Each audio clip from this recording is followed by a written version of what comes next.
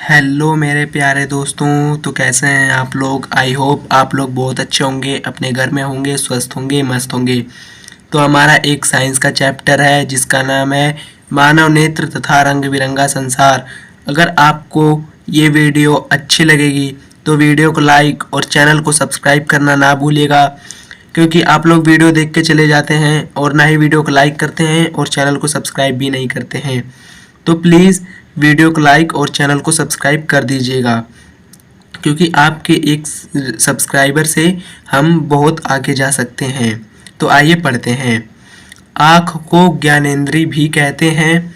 आँख कैमरे की भांति कार्य करता है, यानी हम आँख से जो देखते हैं, आँख हमारा देखने का कार्य करता है और यह एक कैमरे की तरह होता है। जैसे कैमरे में हर बात रिकॉर्ड हो जाती है, वैसी आँख से जो देखते हैं वो भी हमारे दिमाग में हर चीज़ रिकॉर्ड कर देती है।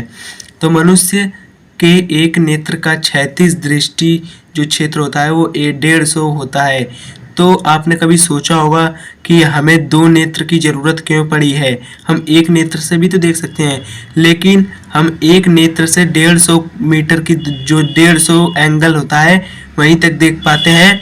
लेकिन जबकि अगर दो नेत्र होते हैं तो उससे हम 180 एंगल तक पूरा देख लेते हैं, यानी एक पूरा लाइन तक देख लेते हैं। इसलिए हमें दो आँख की ज़रूरत पड़ती है। तो एक आँख से द्विबीमा ही देख पाते हैं, यानी चपटा, और दो आँख से तीसरी बीमा भी दिखाई देती है, जिससे यह चपटा नहीं दिखाई देता है। इसलिए हमें दो आँख की ज़रूरत पड़ती है। तो हमारे पास दो सूचक पाए जाते हैं, जिसमें हम मंद प्रकाश में भी देख लेते हैं और इससे हमारे जो आँखें की सामर्थ्य बढ़ जाती है। इसी कारण हम मंद प्रकाश में भी देख पाते हैं।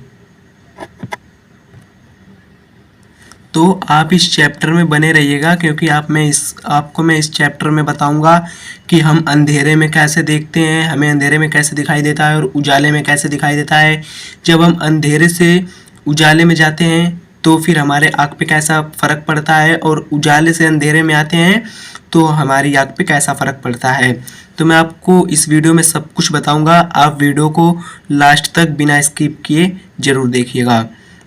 तो पूरा नेत्र गोलक कहलाता है, यानी जो हमारा आँख होता है वह एक गोले की तरह होता है, एक गोलाकार होता है, उसे हम नेत्र गोलक कहते हैं। तो नेत्र गोलक का जो व्यास होता है वो 2.3 सेंटीमीटर होता है। इसके कई भाग होते हैं। तो जो नेत्र गोलक होता है उसका व्यास 2.3 सेंटीमीटर होता है और उसकी त्रिज्या जो होती है 1.15 सेंटीमीटर होती है। तो यानी व्यास का आधा त्रिज्या होता है। तो नेत्र की संरचना देखो, मैंने यहाँ पर एक नेत्र का जो है वो चित्र भी बना के आपको दिखाया हुआ है। तो देखो, आइए हम थोड़ा इस चित्र से समझ लेते हैं, फिर अच्छे से पढ़ के समझेंगे। तो जो ये बाहर का भाग होता है इसे हम स्वच्छमंडल या फिर कॉर्निया कहते हैं, और इसके अंदर पुतली परितारिका आती है, फिर परितारिका के बाद पुतली आती है, फिर उसके बाद अभिनेत्र लेंस आता है, और उसके बाद पक्षमापी पेशियाँ आती हैं, और अभी जो पुतली होती है और अभिनेत्र लेंस जो होता है उसके बीच में जल द्रव यानी नेत्रोद पाया जाता है। और जहाँ से पक्षमापी पेशियाँ होती हैं उसके पीछे वाला भाग रेटिना होता है, और जो रेटिना और जो नेत्र लेंस जो अभिनेत्र लेंस होता है उसके बीच में जो द्रव पाया जाता है उसे हम काचाव द्रव कहते हैं, और जो हमारे रेटिना के पीछे जो तंत्रिका पाई जाती है उसे हम द्रग तंत्रिका कहते हैं। तो आइए हम इसे एक एक करके और डिटेल से समझते हैं। तो पहला स्वच्छमंडल। तो स्वच्छमंडल या फिर कॉर्निया, यह आँख का उभरा हुआ सफ़ेद भाग होता है जो कि पारदर्शी झिल्ली के जैसा होता है। इसमें कोई भी रक्तवाहिका नहीं होती है और आँख में प्रवेश करने वाला प्रकाश का अधिकतम अपवर्तन कॉर्निया से ही होता है।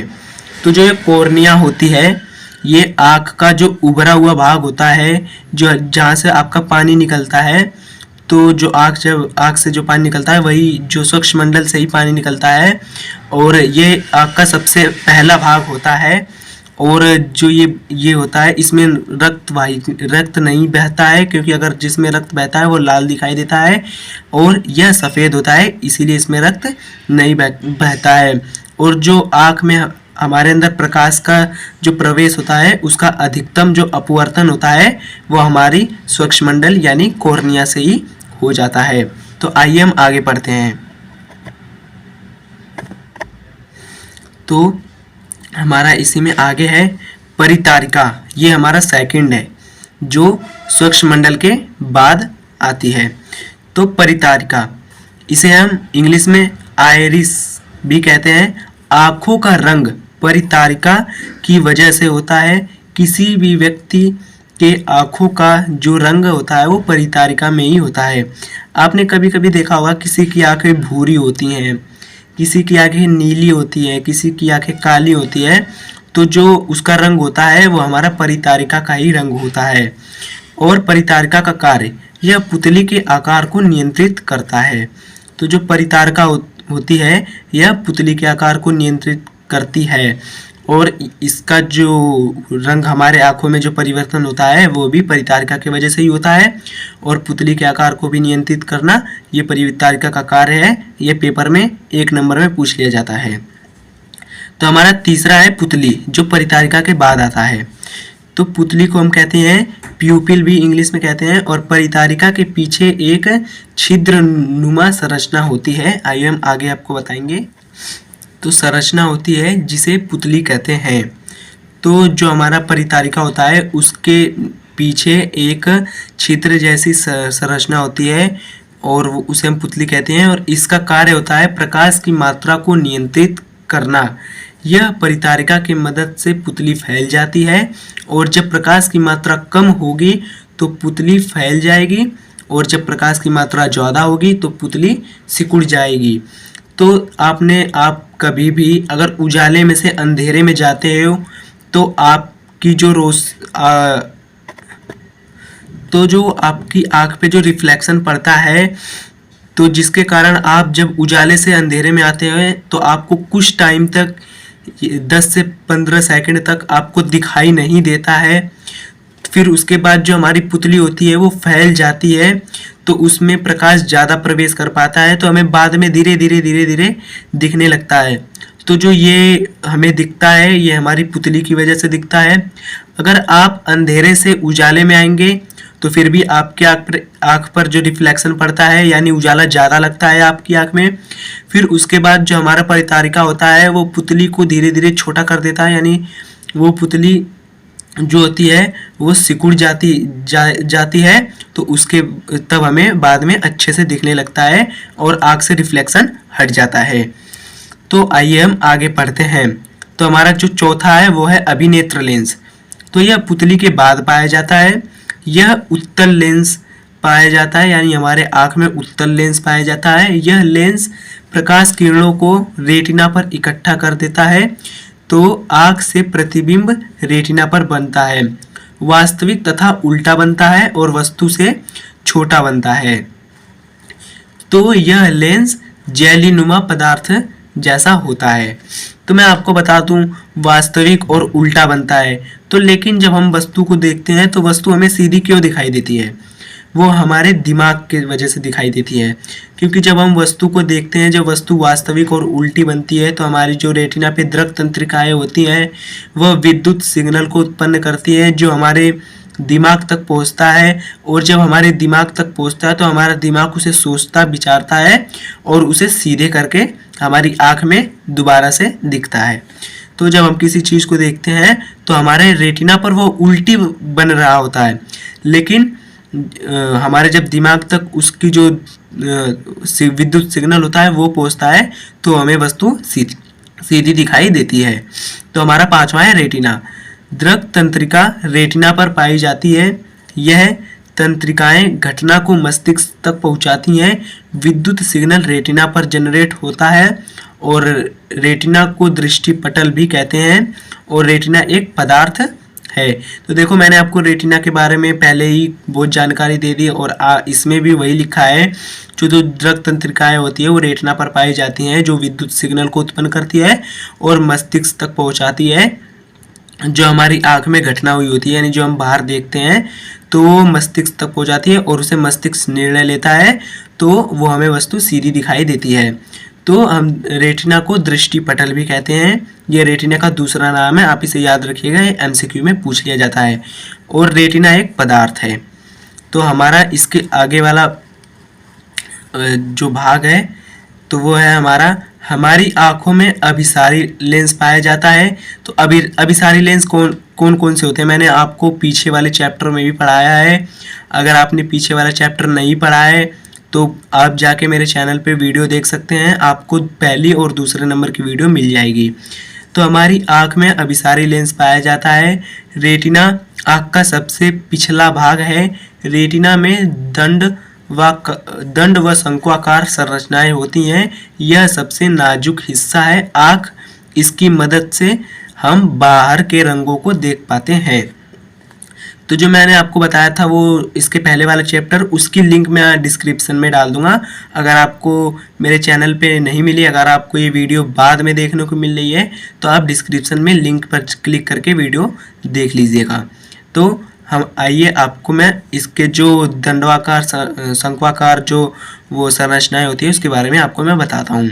तो जो हम देखते हैं, जो हमें बाहर के रंग दिखते हैं, लाल, पीले, हरे, नीले, गुलाबी, तो जो दिखते हैं ना, तो हमारी शंक्वाकार संरचनाएं या की वजह से ही दिखते हैं। ये आँख का सबसे नाजुक हिस्सा होता है और इसी की मदद से हम बाहर के रंगों को देख पाते हैं। और हमारी आँख में अभिसारी लेंस पाया जाता है।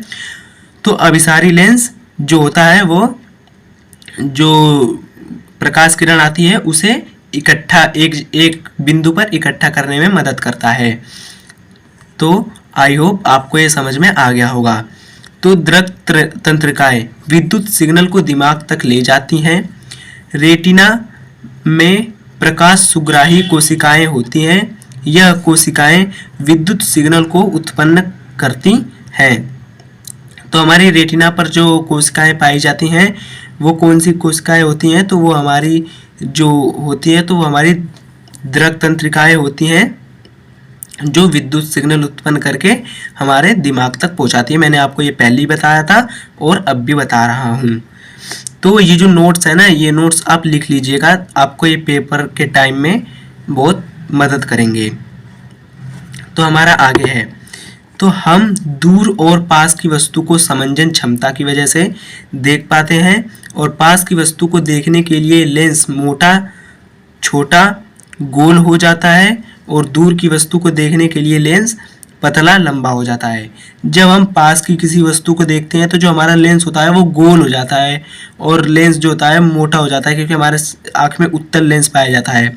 लेकिन अगर हम उसे जैसे अगर हम चांद होता है या तारे होते हैं या 1-2 किलोमीटर की दूरी पर देखते हैं किसी वस्तु को, तो हमारा जो लेंस होता है वो पतला और लंबा हो जाता है। तो जो हमारा जो लेंस होता है, जो मोटा, छोटा और पतला, लंबा होता है, वो जो हमारा होता है वो लेंस में जो परिवर्तन होता है वो पक्षमापी पेशियों द्वारा होता है। तो जो ये पक्षमापी पेशियां मैंने आपको चित्र में बताया था, तो जो पक्षमापी पेशियां हैं, जब वो हम पास की वस्तु को देखते हैं तो वो लेंस को गोल और छोटा मोटा कर देते हैं, और जब हम जो लंबी यानी दूर के वस्तु को देखते हैं तो वो लेंस को पतला और लंबा कर देते हैं। तो आई होप आपको ये पार्ट 1 अच्छे से समझ में आया होगा।